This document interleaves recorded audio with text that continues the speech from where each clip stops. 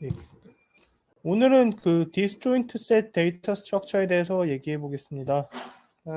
디스조인트 셋 데이터 스트럭처는 그래프 자료 구조 중 트리 자료 구조의 일종입니다. 크게 이제 그 데이터 스트럭처, 즉 자료 구조가 크게 선형 자료 구조하고 이제 비선형 자료 구조가 있는데, 이제 비선형 자료 구조가 이제 즉 그래프 자료 구조가 되겠고요.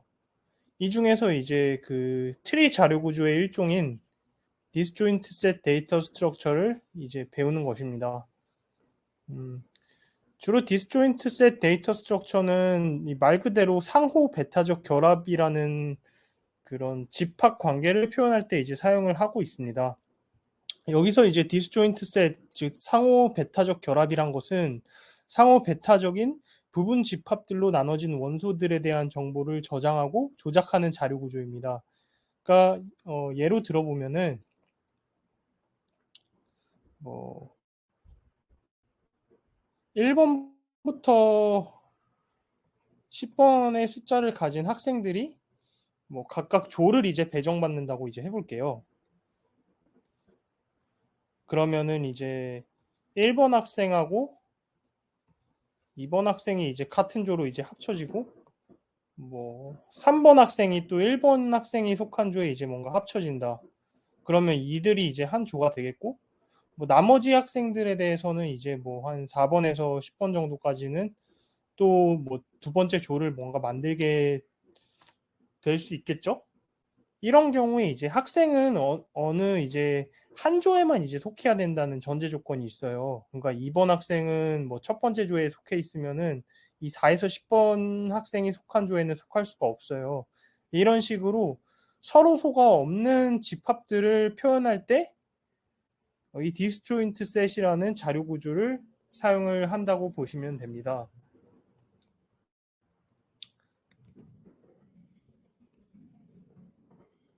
근데 이제 디스조인트 셋 용어 설명을 이제 하면은 그게 이제 그 패런트 노드가 있고 루트 노드라는 게 있어요.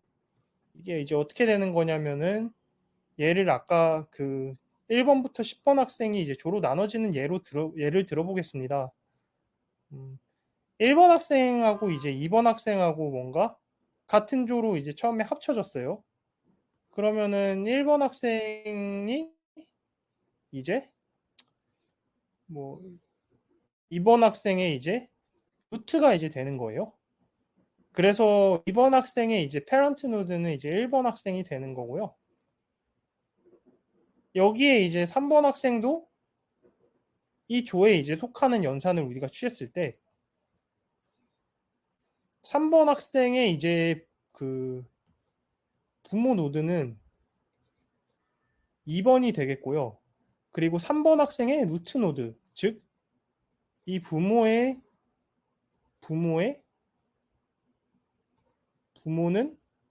없죠. 즉 더 이상 부모가 없는 노드가 나올 때까지, 즉 1번 노드가 이제 루트 노드가 되는 겁니다. 즉 2번의 루트 노드도 1번, 3번의 루트 노드도 1번이 됩니다.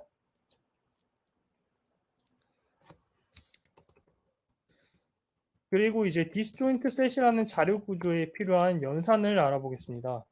그게 이제 유니온이라는 연산, 그리고 find라는 연산이 있는데요. 유니온이라는 연산은 이제 인자로 그 노드를 두 개를 받습니다.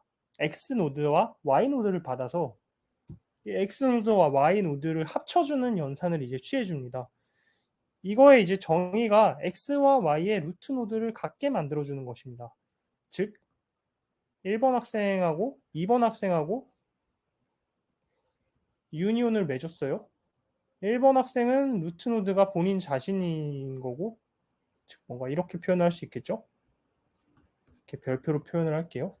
2번 학생의 루트 노드도 1번이 되고 1번 학생의 루트 노드도 상위고 본인 자기 자신이기 때문에 1번이 됩니다. 즉 이렇게 유니온 연산이 되는 거고요. 만약에 3번 학생도 이쪽에 이제 유니온이 된다고 했을 때 뭐 유니온 뭐 이렇게 한다고 해보죠. 그러면은 2번 학생하고 3번 학생하고 이제 연산이 되면서 3번은 이렇게 아래로 오는 것입니다.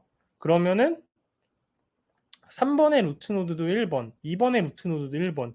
즉 2번과 3번의 루트 노드가 같아졌죠. 1번으로. 이런 연산을 이제 유니온 연산이라고 정의를 내릴 수 있습니다.